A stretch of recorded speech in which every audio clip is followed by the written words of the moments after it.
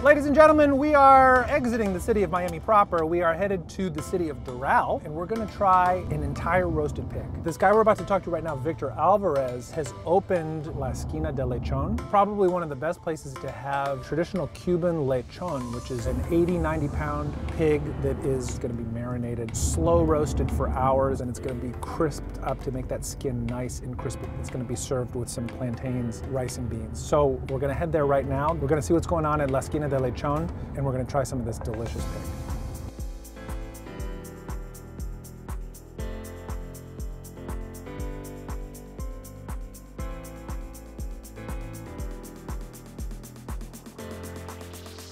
How does a guy from Venezuela end up making this Cuban-style roast pork? Well, I've always been a pork fanatic, and I love my porks in many different ways. And when I travel, I'm always drawn to new ways to cook pork and new recipes for pork. I've always been attracted to the food business. When I was still in college, I had a Subway shop from Subway franchises. You had Subway franchises in college? At the end of my college years. Wow. Yes. And so you always knew you wanted to go into business? I had. A lot of times, people say, oh, you must have started with diapers. What do you think is the secret to really doing it well? The pork, you have to go slow. If we try to rush it, you're either gonna burn the skin or the muscle is gonna tense up. So you gotta go 180, 200, and just be patient. Low and slow. Low, slow, yeah. We marinate it for 3 days. We do our own mojo with garlic and salt and pepper and our sour orange.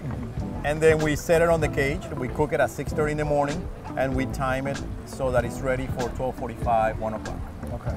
And then we serve it through the lobby. It became a little bit of a show, and I wanted to give it the importance of, hey, break up the meeting you're having on your table.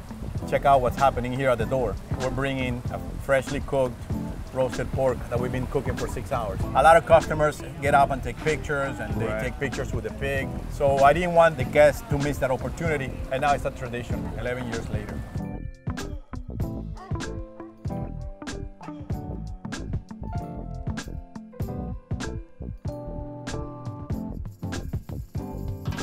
Oh man, this Are you hungry? Amazing.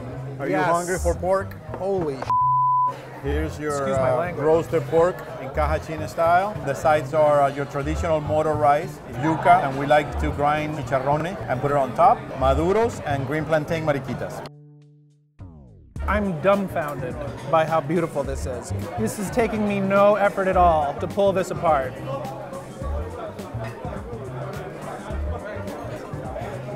This is very delicious. Very tender, very juicy, perfectly cooked pork. The primary flavor is going to be that bitter orange that goes into the marinade. I'm going to break some skin for you. It's crunchy, it snaps in your mouth.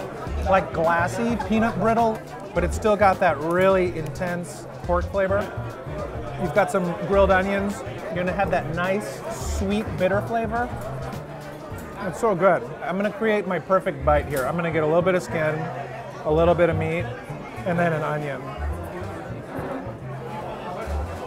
You get a contrast of flavors and textures, super crunchy skin, juicy tender meat, that kind of sour snap of the onions. There's sauces on the table, and I'm sure these sauces are nice. I'm not trying to diss the sauces, but it doesn't need sauce. It needs absolutely nothing. This is pork perfection at its finest right here on the table. I really don't see how you could improve on that. It's so good. I mean, after that, poor plantain chip, how are these gonna, delightful, but it's not the pork. I'm gonna take a little beverage break. Yerba mate soda, why not?